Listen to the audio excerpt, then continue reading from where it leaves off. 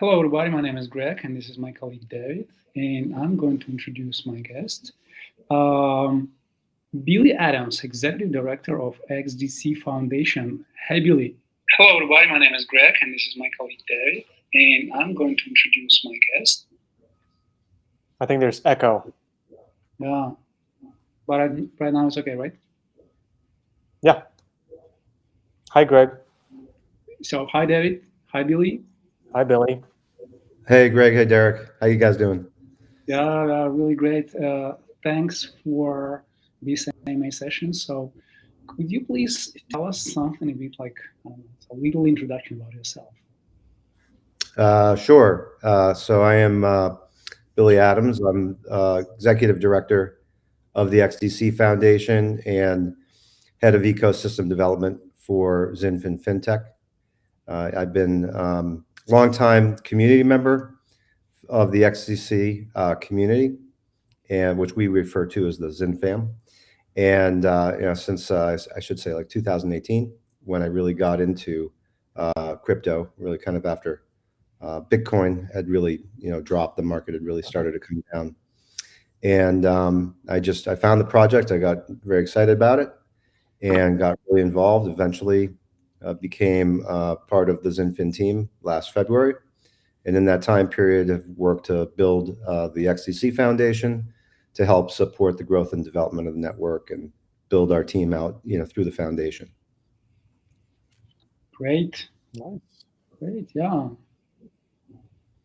So and before we start, you mentioned XDC Network. So could you tell us a bit about the XDC Network and how different it is from XinFin? And because a lot of people are using that terminology. Yeah, actually, it's a good topic. So XinFin FinTech is a private company out of Singapore, and they were the entity originally behind the development and the launch of the XDC network. So we went live with mainnet in June of 2019, and since that time, XinFin has worked to really kind of help move the network to a far more, really to a decentralized autonomous organization. So when I came on board last year in February, one of the things that we were really focused on was, how do we actually create a foundation that can be a nonprofit really behind the future support and development of the network. And so the XDC Foundation was really created for that purpose. A lot of people refer to, XinFin or the XinFin network, what's XinFin doing about this, what's XinFin doing about that. I mean, the reality of it is XinFin is really operating now mostly as a private business on the network, and obviously still involved, heavily in what's happening with the network. But the foundation itself, we're really here to develop the ecosystem itself as we move forward and support anybody from coming on. So we're bringing on tools like SDKs, easy, like our product Origin product, where we have an easy launch pad for launching new projects and tokens on chain, and so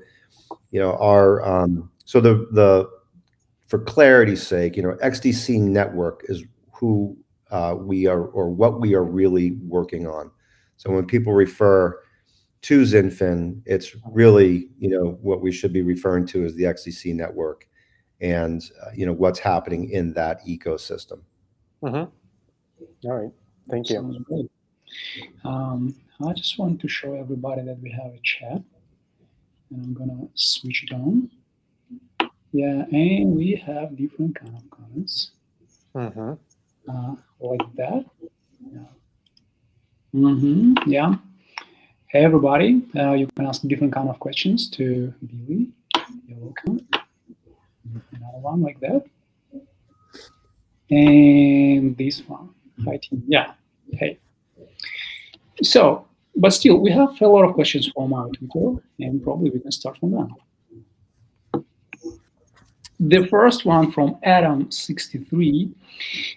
Can you provide a simple explanation of XDC network? You have already told about that, but still, just in simple terms.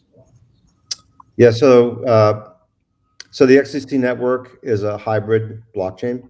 There's both a private and a public state.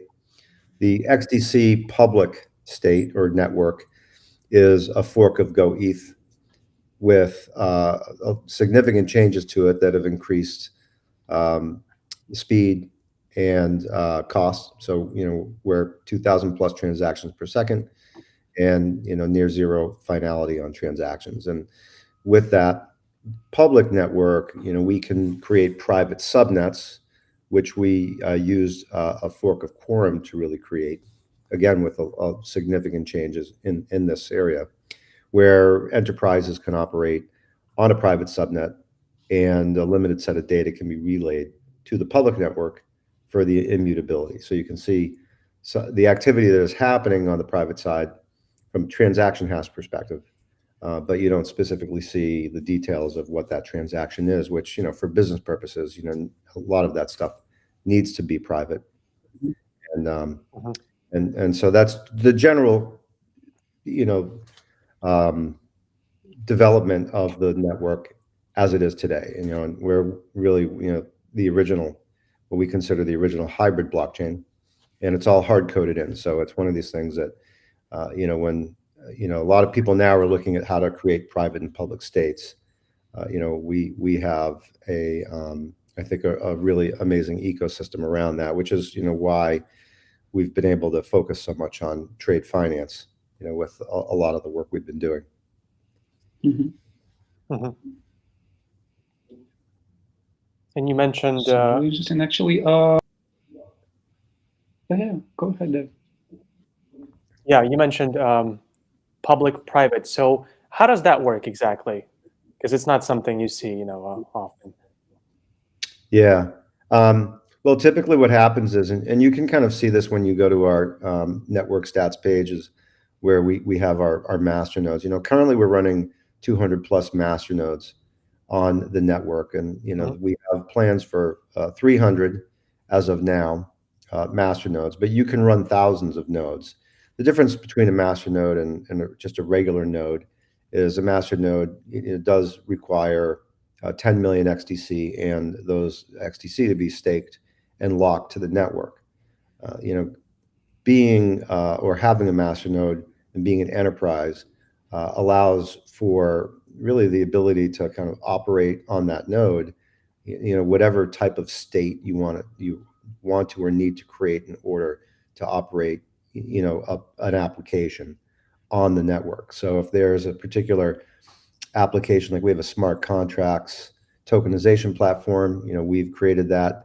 A lot of people will look at, I'll say like TradeFinex as an example has been a DApp that was created by XinFin initially with, and the idea of it was to be able to, really bring buyers, financiers, and suppliers together in one location, and, a lot has changed in the time in which that has been created, from a regulatory perspective, just across the globe. And so, as a network, we're not looking to be, in the business of having applications that we manage that are, you know, uh, you know, dealing with regulatory issues. We're looking at what can we create on the network side.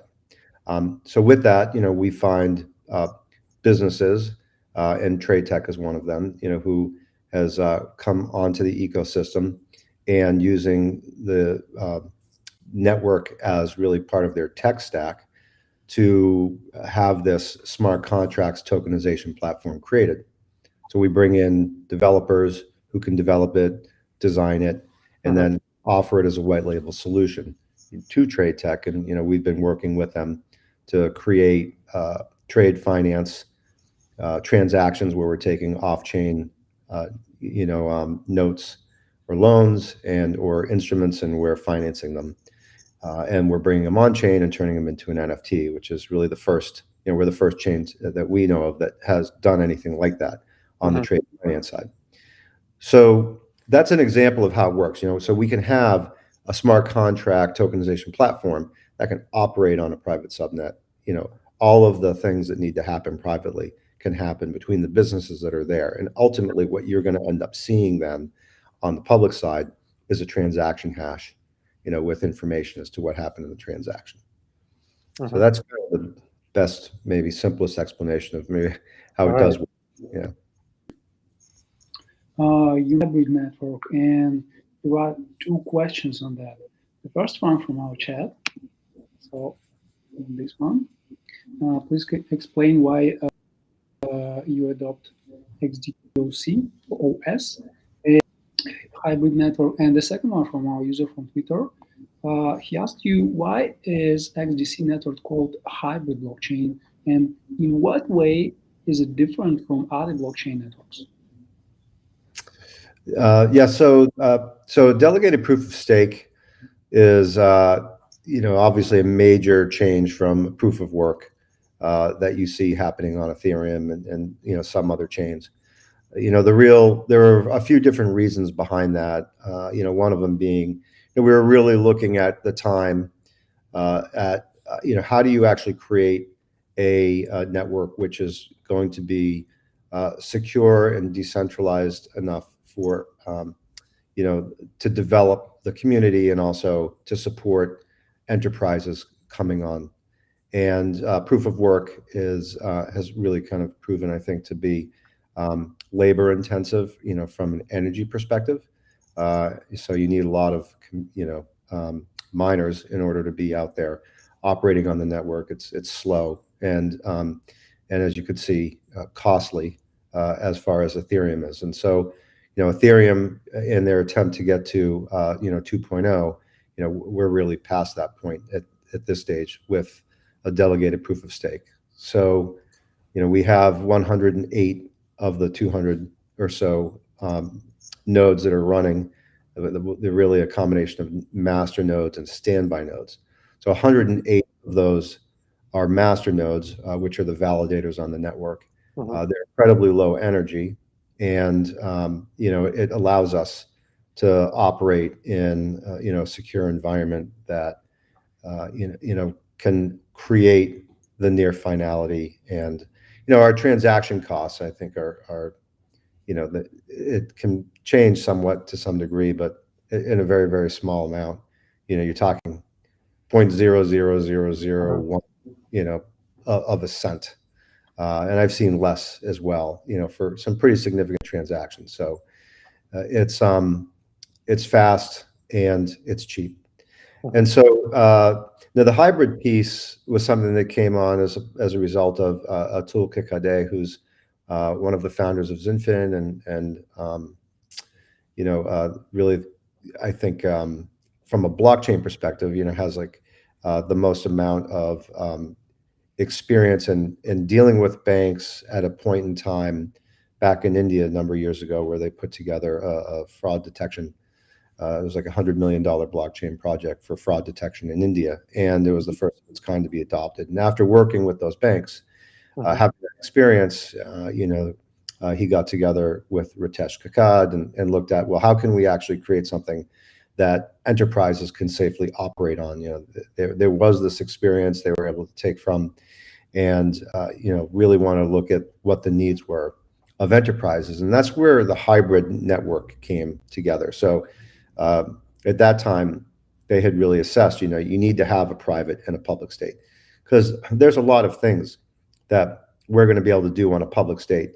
There's going to be projects that launch on it that dApps are public on the public network, and it's going to operate just like it's going to on, Ethereum or Solana or any other, network. But the option of having the private side enables us to do a number of things, and including taking other chains or networks and helping create a hybrid network for them. And that's some of the things like what we're doing with Guarda, where we're working to we've created a bridge with Guarda to our network. You can actually use XDC as a settlement mechanism or tool on the Guarda network. And you can actually show that transaction on the public side of the XDC network.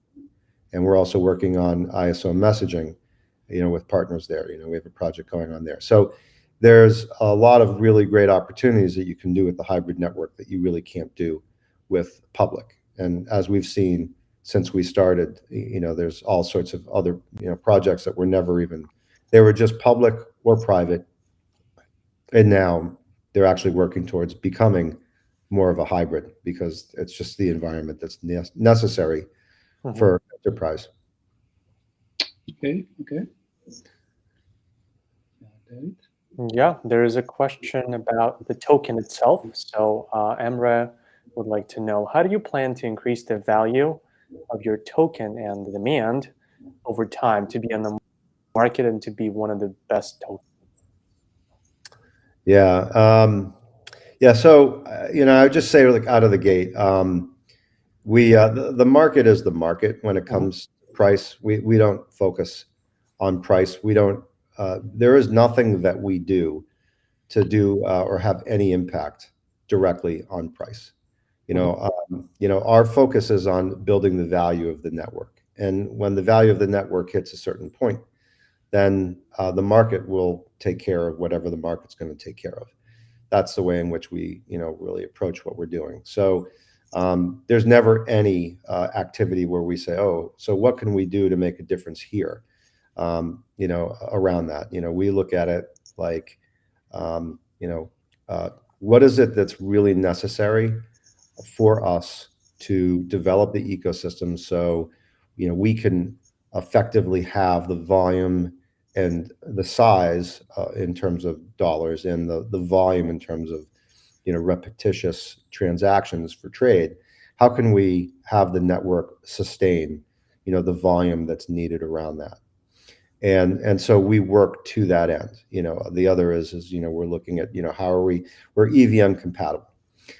So there are a lot of projects that can launch in our chain that are on Ethereum, and we have a lot of projects that are, porting over to us because we're cheaper and faster from Ethereum. We have a lot of projects that are coming to us to launch on top of the network. So you see NFT applications and other applications really just kind of starting to come online around this. And a lot of that has to do with the cost structure of what's going on with, the NFT marketplaces or other dApps that are running on some of those chains. And so, there are people who come to us specifically because they want and need the private public state.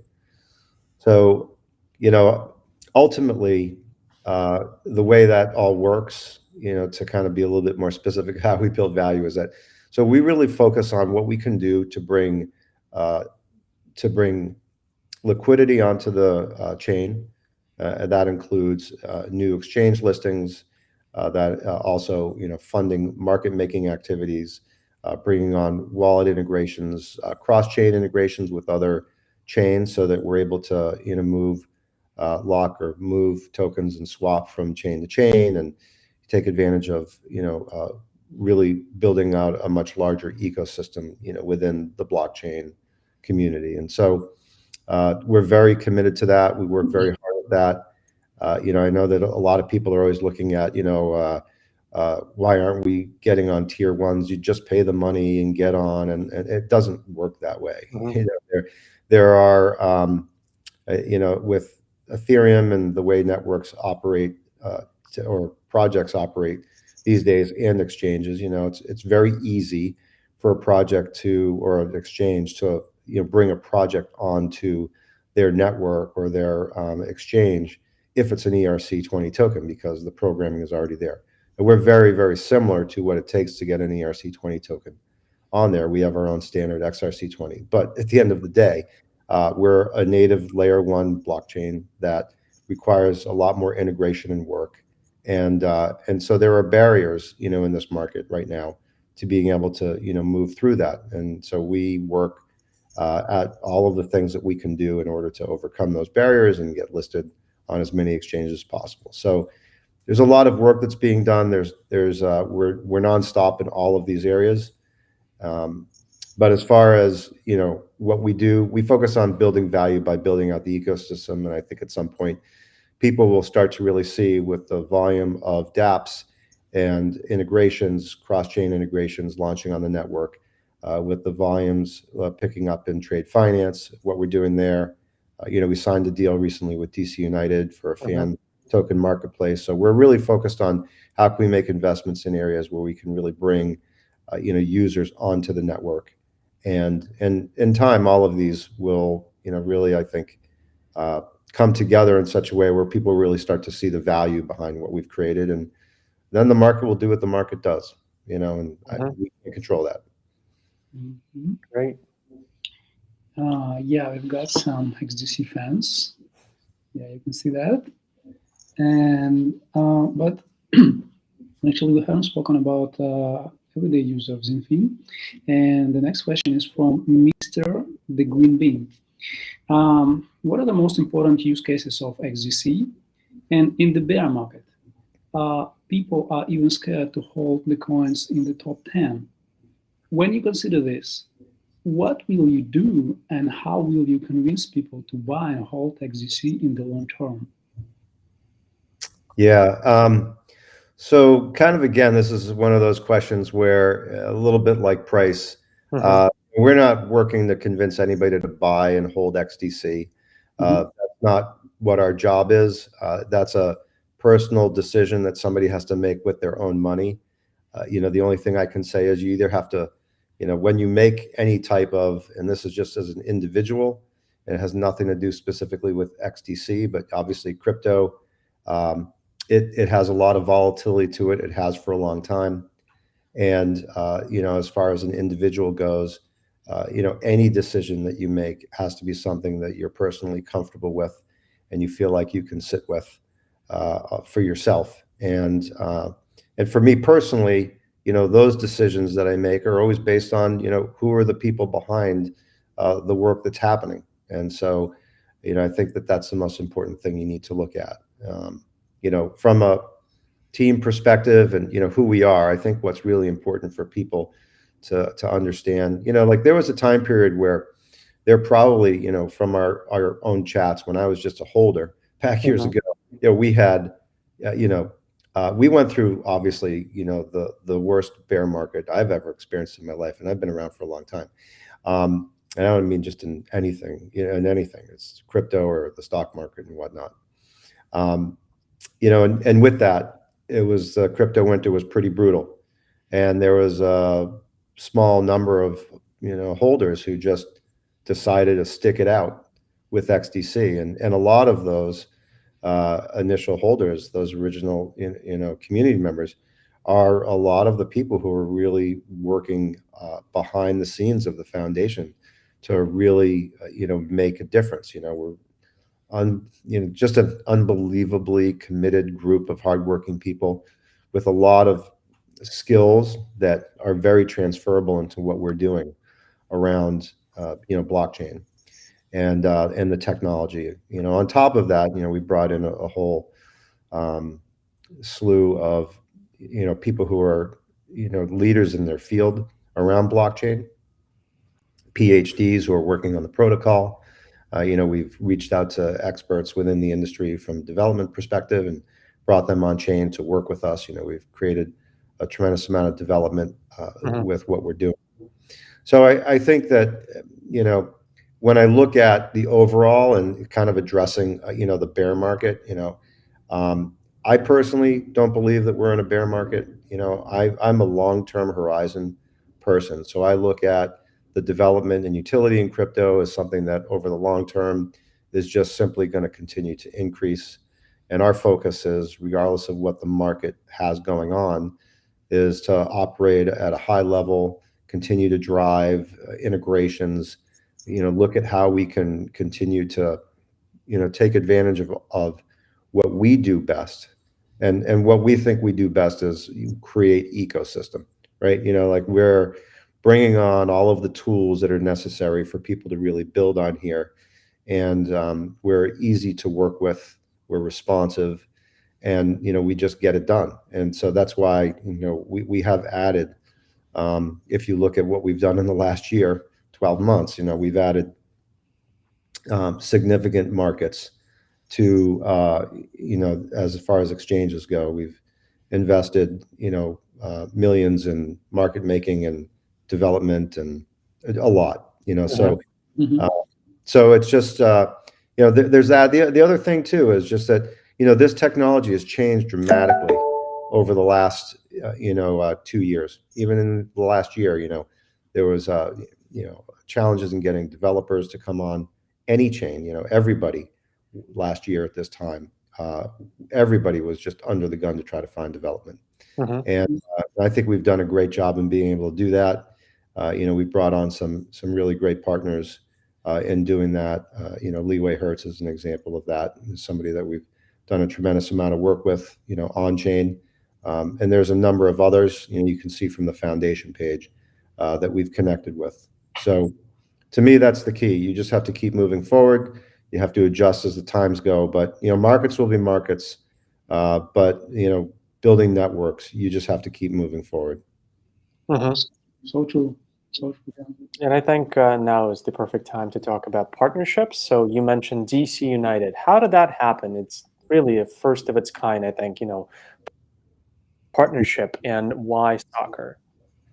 Yeah, it's kind of interesting. We had back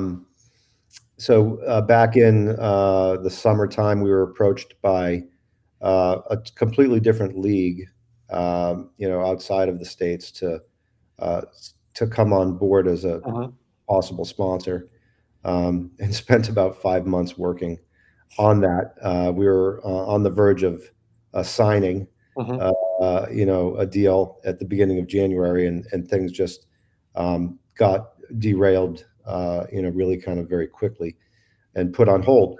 And in that time period, we felt like, we were really driving forward with a sponsorship because we wanted to be able to take the NFT. We have an NFT marketplace. It's a video marketplace that we've been building that is about to be launched. And that's something that the foundation has developed. And with that, we thought that it was really important to be connected with, some brands, and really a reputable league or team to really help move that forward in terms of onboarding people. Teams and leagues have fan bases, and we think that there's a lot of value that we can help increase that experience for them. So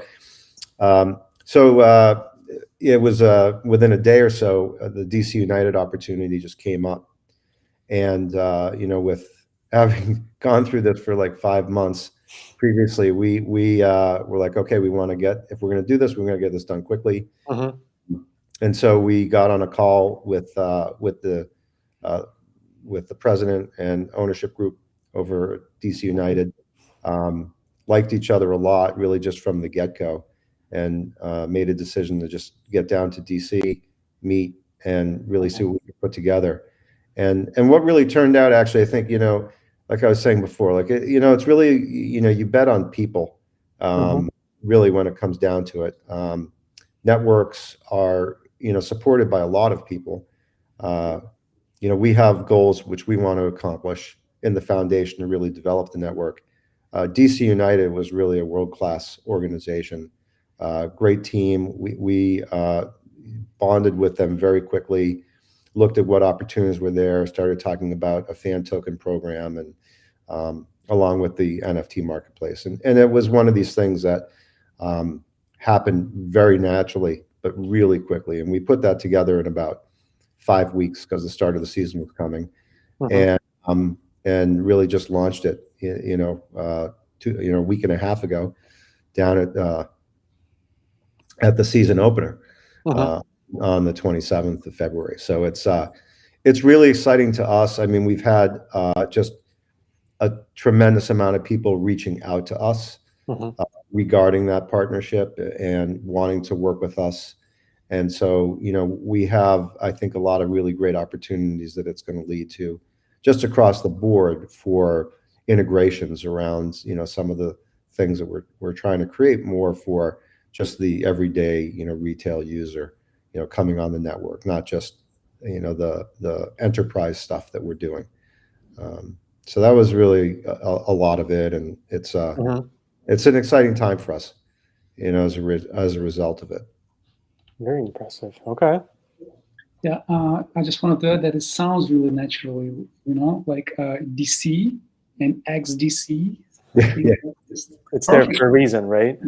Yeah, that was actually, it's kind of funny because that was one of the first things somebody said. They're like, Matt, it's like XDC, DC United, and there's just the whole thing that kind of came out of that. And it's funny because we're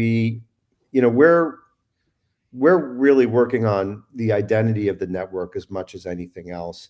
And there's been a lot of conversations. People will talk and say, "Oh, we don't do a lot of marketing. We don't do any marketing." There hasn't been a focus for a long time on marketing because we were focused on the technology and building it. But this year, or in the last year, we've done a lot around, really building, that marketing and, kind of getting out the identity of who we are. And so part of this whole process was really, like accelerating what we were doing around, the XDC network logo and how to really kind of create that. And so what you see on the jersey now is, our new network logo, as well as, launching the foundation website and, really trying to create greater transparency for who the foundation is and what it is that we're trying to do, to the community overall. And you mentioned the NFT marketplace. Will the team DC United be featured at all on that platform? Yeah, so that's how that's going to work is still kind of being worked through. As far as we are the official marketplace of DC United, and so with that, there's opportunities. The idea behind what we're really trying to look at is how do you really bring kind of like the real life of what's happening for people, athletes, and the team, a little bit more, front and center, and create opportunities, for people within the fan base to have greater experiences around it. And so, so we're looking to really collaborate around that as to, how that can really work. But I also think, there's a lot of things we're doing around the NFT platform that will be complementary with what we would be doing, with DC United. And these are new territories really for, teams. And so, we're just trying to, look at how we can do this in a way that really supports DC United and helps develop the platform, but also, does it in a way that, creates the right environment for what we're doing, especially, here in the US. And, and a lot of really the focus of what we're really going to be starting with from a technology standpoint is really, mapping out and really building out what we're doing with this fan token platform. We really want to get feedback from the DC United fans. I've been, like I said, I was at the first game, and I'm actually going back there this weekend for Saturday game. And so it's a really exciting time. I mean, it's the fan base is great. The city is great. We really, so I think we're just really excited about how it develops, and we're working through right now, what that's going to actually look like. But I think what you'll probably see, you're not going to be, you won't necessarily be seeing things that happen on the pitch, because that's not what would be something like that. But I think there's opportunities in what we're doing with this marketplace to really help people create value for what it is that they're doing, and have people still have that kind of look into, how does somebody train, or what are the things that they're doing outside of the stadium that makes a difference, or creating a fan experience maybe with players, or there's just a lot of things that can be done around it. All right, go ahead, Greg. I just wanted to show that very question about NFT marketplace launch, and also there are some funny comments like that. How it sounds? Yeah. And like that, yeah. Yeah, that's true. That's true. It has been pointed out to me as Jordan Harbinger. I did a podcast with him, and I think it was the first line that he said. It was pretty funny, but yeah, that pure coincidence, pure coincidence. But yeah, true. Oh, okay. While we're speaking about NFTs, so there is another question about the most popular things like NFTs, metaverse, and games. Yep. And that's a question from Libra Lubans, if I'm not mistaken, the Yep. pronunciation. Currently, a lot of people are looking at NFTs, metaverse, and games. Can you tell me what advantages will you have in this field in the future? Yeah. Well, it's an interesting question. I understand where, it's kind of coming from a little bit. I think that to kind of draw a little bit more distinction between like the metaverse and what's being built in the metaverse and, what we're looking to do. And also this NFT marketplace as an example that we're talking about. So as you know, as probably I think a lot of people know, that there are other NFT marketplaces like XDC, SEA that are launching on chain, and that's um, the idea really is to kind of bring a lot of what was being done on the Ethereum network and bring it to our network. And ultimately, I think a lot of NFT marketplaces will play into Web3 or metaverse. MetaBlocks, which is launching on chain as well. That's something that was announced recently. And so those are independent development teams that are coming on and launching on chain. As a foundation, our NFT marketplace and what we've really, done with DC United is owned by the foundation. So we actually built it. We made the investment ourselves, and we've done that with some other products as well. Some of those products are simply just support for the network, but we look at the opportunity to have an NFT marketplace from the foundation as something that the foundation can work with, as build out a team that can kind of operate independently but still benefit ultimately the foundation. And we're looking at how do you create sustainability in moving an organization forward. And so we want to have long-term sustainability for the foundation, because what we want to do is we want to build value for the network, and that means integrations. So as we relate to Web 3.0 and metaverse, our focus is putting together, like I mentioned before, SDKs that make it really simple for people to build on top of the network. We upgraded what was XinPay is now XDC Pay. It's really our version of MetaMask, and there's a lot of features to it that are going to make a difference for people in integrating with what they're doing. Multi-sig functionalities, and things like that we're adding into the wallets that are on the network. As an example, Origin, like I mentioned about launching products, we've also created new, like an Explorer that has a lot of you can log into and on a back end assign names to addresses and have ways for you to be able to really track what it is that you're doing from a tax purpose perspective, as well as others. There's sorting capabilities that you don't see on any other Explorer. We called it the observatory because we feel like it's just more fitting of a name for what you're really doing on chain. So to kind of bring that all around, I think that our focus is we're building the tools for Web3 and metaverse applications to come on chain, and whether they're porting from another chain or whether they're going to actually build something from scratch.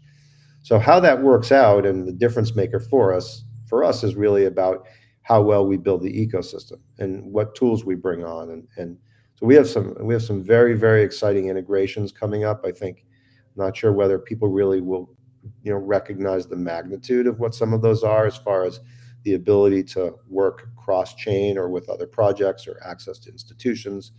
But there'll be things that are coming up that I think people will see, and if they really understood the importance of how some of these things are coming together, they realize they're all building blocks to really make all of this Web 3.0 stuff happen. Mhm. So that's really our focus, and we're happy to work with any project to really make that happen who wants to come on chain. Awesome. Thank you. Let's talk decentralization. So there's a question from Bakos Giller. A number of projects started as decentralized, but later they changed the approach and they became more and more centralized. So how dedicated is your foundation, your network, in terms of staying decentralized? Yeah, no, that's a great question. So yeah, I think that just in general, when you talk about DAOs and the nature of DAOs, I think that there are some projects that have really kind of launched from the very beginning that have really focused on how that's going to operate at a time when I think you've seen obviously more naturally, organically, Bitcoin as an example, as a network, or Ethereum as a network has just kind of developed.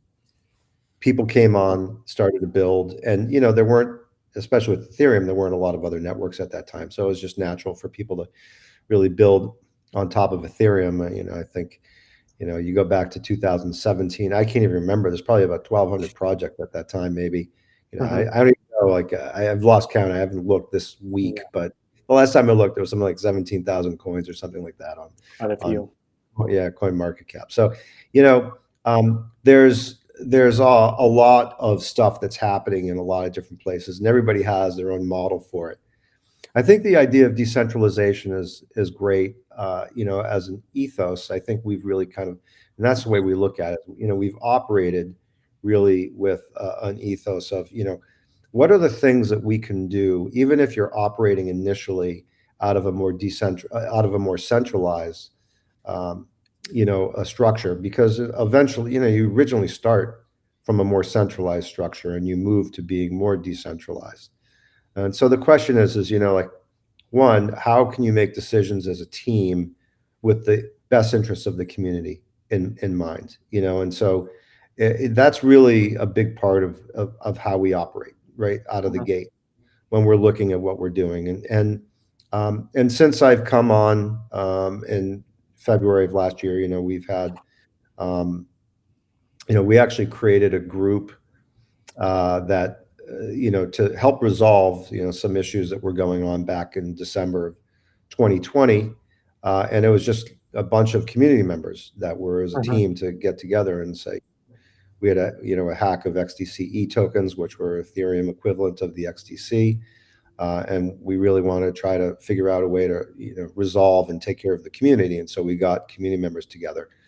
Those community members turned into, the working team ultimately as to, how we were going to move forward.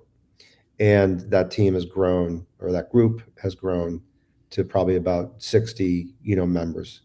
So, there is I think a link still on the XinFin.org website where, somebody can sign up for an NDA group. And, we're open to, bringing people in who want to participate. A lot of what's kind of developed naturally out of, that group, or people who have become involved in that group, or people who stepped up to be really involved and engaged in the community. And so we've operated, really a lot through that, with really the intention of, how do we move this towards a true decentralized autonomous organization, and what does that look like? What's your governance? How does it operate? How do you create governance that really is going to serve the community over the long term? And so, with that, and during this time, we've created a voting application and platform. We're at a point right now where, we're looking at, okay, how can we now take the best, combination of governance models and put it together so that, we really do have a truly decentralized network where, participants across the world can take part in the network, in voting, and proposals, and all these other things. So, but we've really been very open. I think in a lot of cases, we have opportunities where people can, if they can, bring on integrations and work to do things. Anybody who's doing marketing now, writing content, people who are reaching out to exchanges, or any other, a market maker or a wallet, they're all community members who are doing that. And so we're very open to that. We want to continue to build that openness. And the efforts we made on the foundation website, as an example, is you really trying to create more transparency about who we are. And hopefully within, I think, this coming quarter, we should be at a point where the voting DApp and governance is put in place, and we're able to have much more decentralized organization. But I think it's important to know, you want to be able to create decentralization. You don't want to create chaos. Mm-hmm. And so it's a matter of just trying to, manage that as best as we can, and try to just do right by the community. The community is always in mind with the work we're doing. This is the bottom line. Community is key. Yeah. Yeah. Awesome. Go ahead, Greg, and please excuse me while I reconnect. I have to check the network. Yeah, sure. I just wanted to say that we have quite a lot of clients from Europe, and there is a question about digital euro. So will you participate in the creation of digital euro? And just to be sure, will the XDC payment system be used in conjunction with euro?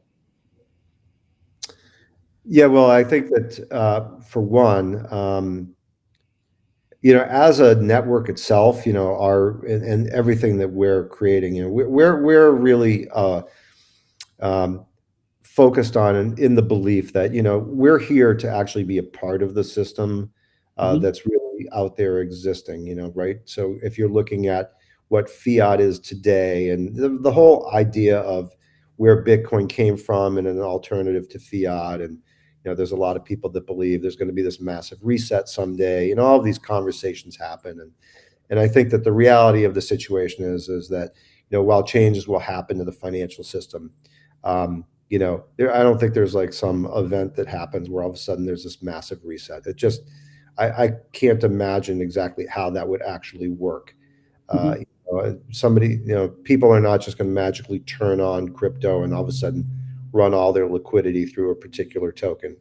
With the development of CBDCs and stable coins that are, pegged to euro or US dollar or, any other currency, I think we're really starting to see the acceptance of this across the board. And, like as with anything else in crypto, you really have to have somebody that's leading the charge around that. So when you start to see that, and you start to see these first CBDCs really coming to fruition, people have a much better idea of how all of these systems are going to work together.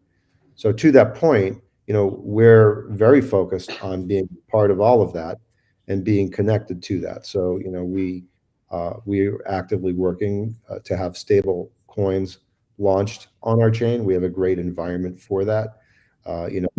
There's these tokens, we have some that we're looking to do through Trade Tech, and really kind of launch something through that ecosystem. The euros, the Euro S, the EURS is also Euro stablecoin that is being launched on chain. We had a PR on that, I think, a couple months back. How central bank comes together with a euro, we don't know how exactly that's going to develop and how it will come on chain, but it will certainly be connected to our network, when the time comes, in any way that we can. So, I think onboarding from major currencies is really critical for any chain, and that overall is a major focus for us. So it's some detail or background to it. It's not so much of a straight answer like, yeah, of course, that's what we're going to do. So we know we're going to work on that when we have the opportunities to work on it. We're already working on certain aspects of that now. So it just is a matter of how does it work out over time, and what adjustments do you need to make in order to make it happen. Yeah, I just wanted to add that, as for me, it's always like a competition between those who support stable coins and all the crypto, and people who just want to have this fiat, or like, I don't know, like hybrid fiat in terms of, I don't know, like digital euro, digital USD, and other currencies. Yeah, that's true. Yeah. All right. Yeah, we've got a lot of questions actually. So, what about future plans? So here the question, and we've got really short version of this question from CryptoWolf. 3 key goals for 2022. Yeah, key. Yeah. Well, I would say it's like build the ecosystem, build the ecosystem, build the ecosystem. You know, I mean, it's just, look, I think that, you know, more specifically, you know, we have in the area of finance and trade, you know, I think we're really have shown to be a leader in this particular space. You know, it's still a very growing, you know, early stage, but growing environment. And, you know, we feel really strongly that we've been part of putting together a very sustainable ecosystem around making this happen. And so you see that with our efforts with the trade finance distribution and the ITFA and the work that we're doing with them through trade tech. I think that there's some very exciting stuff that we're actually going to be releasing you're going to be seeing, you know, that we're not releasing, but, you know, that's coming out from on that side that I think kind of speaks to, you know, the work that we're doing around that. And so, you know, we have a very specific roadmap as to how we're moving forward with that over the next year. And our focus is to build transaction quantity volume and dollar volume of each transaction. You know, so initially you're going to start small and you're going to start building, but you know, we're at a stage where it's a little bit of like, you know, the turbines are turned on, or, you know, really, you know, the system itself is being put in place and turned on, and the opportunity for, you know, non-bank originators and banks to come on, as well as SMEs, and really, you know, help finance a lot of these businesses is really key. Another area of focus for us is around, you know, as I mentioned earlier, being EVM compatible. You know, we're really looking at, you know, what is it that we can do to bring retail applications. And, you know, we really look at ourselves as blockchain for the real world. We bring the blockchain to people. You know, we're not trying to have people come to blockchain. And that's a lot of what we're trying to do with DC United. And in that particular case, you know, we're looking at it as like, okay, well, you know, what value can we bring to somebody else? And, you know, how can we execute on that? And so I think, you know, with that, you know, we've made, you know, we've definitely put a stake in the ground as to, okay, you know, this is where we're starting from as far as building this, and this is where we want to go. So that includes the NFT marketplace as a retail, you know, application, as well as what we're doing with, you know, the fan token with DC United. And there are other applications that are coming online that I think people will see as, you know, really amazing opportunities around transmitting money globally, things like that. So I think that there's, you know, those are two of the three areas. And I would say, you know, the other area, and I could probably point to a number of things which are kind of like, could be number three, you know, that we're really kind of focusing on. And again, the overall umbrella of this is what we're doing to build the ecosystem. You know, we need to have that in place. We need the tools in place, and, you know, we need to keep bringing people on board. We need to add more and more liquidity, more and more exchanges, you know, all of these things. And those are a major focus for us. And of course, you know, getting those integrations and those tier ones are of major importance to us. But I think, you know, you have to build the right foundation in order for those things to happen. And so, you know, we have a really strong focus on what we're doing on the environmental side, not just about, oh, let's make our platform carbon zero, you know, or carbon negative, you know, where, you know, we're, you know, our output is not just minimal, but it's, you know, there is no output in relation to, you know, an impact, so to speak, or an offset that can be done. But we're looking at how we can take the things that we're doing in trade finance and help finance businesses within, you know, the that are trying to impact, you know, the negative, you know, or overcome the negative impacts of climate change. And so, you know, we have, you know, a head of sustainability, you know, on our team, and you know, we're in a lot of conversations with companies around what we can do in that kind of like in the ESG space, or the E of the ESG space, and around carbon, and you know, how we can actually make a difference with what's going on with climate change. And to me, I think that's a really, really, really important component to me, because let's face it. I mean, like, if you don't have a planet, you know, you're not going to be able to do much of anything. So That's maybe, true. yeah, maybe we can go all hide in the metaverse at some point and, you know, look at digital land and all this other stuff. One But day, yeah.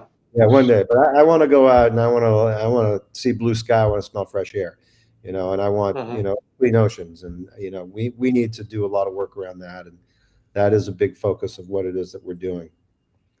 And what about charities? Is XDC Network working with nonprofits, or planning to work with some of them? Yeah, I mean, we it's an interesting question. I mean, I think that we have not, as of now, as a foundation, you know, pursued anything specific to any particular charity. You know, we have looked at, you know, how we can do certain things. There have been people who have come to us to see, you know, are there ways in which we can, you know, help people in Ukraine with what's going on, you know, in that situation, and you know, and the tragedy that's happening there, and I think that, you know, there are ways in which we can really look at doing that, and you know, and so we've had discussions about, you know, how we can make something happen, you know, around areas like that, or you know, I think it's more humanitarian at this point, and you know what we can do. So you know, we're open to a lot of opportunities with people, and you know, I think one of the things actually you find about crypto is that people are actually really giving. And the key to working with charities is to, you know, have some kind of mechanism where, you know, there's traceability to what's going on. You know where the money is going, and you know, in this day and age, you know, you have people propping up saying, "Oh, let's give money here and give money there," and we can't verify, you know, what they are. I have something where somebody's trying to raise money for Ukraine on the XDC network, and I don't know anything about them, you know, so you know, I can't say what's valid and what isn't, and it's one of those things you have to really kind of, you know, you have to be really careful about, Of course. you know, but definitely something, you know, we're blockchain for the real world, right? I was saying, so you know, we want to make a difference in all areas. All right. Yeah, I think we run out of time, and that's our final question, actually, about the environment and about all the situation in the world. That's a traditional question. So, what would you do if you had a superpower in a crypto world? The superpower in the crypto world. Yeah. Well, I mean, I think, so I think there's two things, obviously. I mean, if there was some kind of way to have a superpower, I mean, as the situation, you know, stands with what's going on, as an example, in Ukraine. And Ukraine is not the only area in a place in the world that has had these, you know, these conflicts that are impacting, you know, society, people, women and children, you know, tragedy, you know, with what's going on. It's really, it's hard. And I think that if we could do something to really positively impact those types of situations, you know, as a superpower, I think, you know, we would turn that on right away. And the other is the environment, you know, like I really, you know, this is an existential crisis that we have in front of us right now. The reality of it is, it's impacting the whole consciousness of the planet. Mhm. People, kids, I see it across the board with young people today. And I'm older, I may be talking about you guys a little bit, but I've kind of lived a lot of my life here, and I am I'm concerned about what happens to the I'm concerned about what happens to the future. I have daughters, I have kids. I want things to be there for them. So if I had some kind of superpower, I'd get everybody working on the network in order to ensure that everything that we're doing, if you've dealt with environmental situations, sorry, this might be a long answer here, but look, there's remediation and there's mitigation. You have to do both, right? You have to clean it up and you have to stop it from happening. And I think the network has the opportunity to do both. So we have the ability to be able to fund projects that can bring on new technologies that can clean carbon and recapture carbon and do things with that, even from a natural perspective through farming and other methods.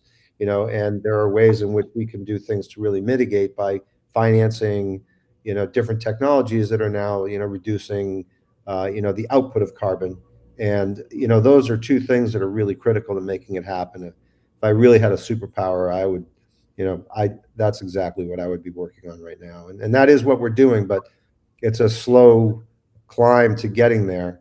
And the truth is that the only reason, or the thing that's going to drive people to do it is it profitable for them? That's the reality of the situation. If it's not profitable for people, they're not going to do it. Figure out how to make it profitable, and you can solve this issue, or at least mitigate major impacts to what's going on. So yeah, that's I guess my soapbox on that. Well said. Thank you. Yeah, that's so smart. Thank you so much for the interview. That was Billy Adams, Executive Director of XDC Foundation. Thank you so much. Yeah, thanks guys. It was great. See you next time. Thank you. Definitely. Take care. Bye-bye. See you. Bye-bye.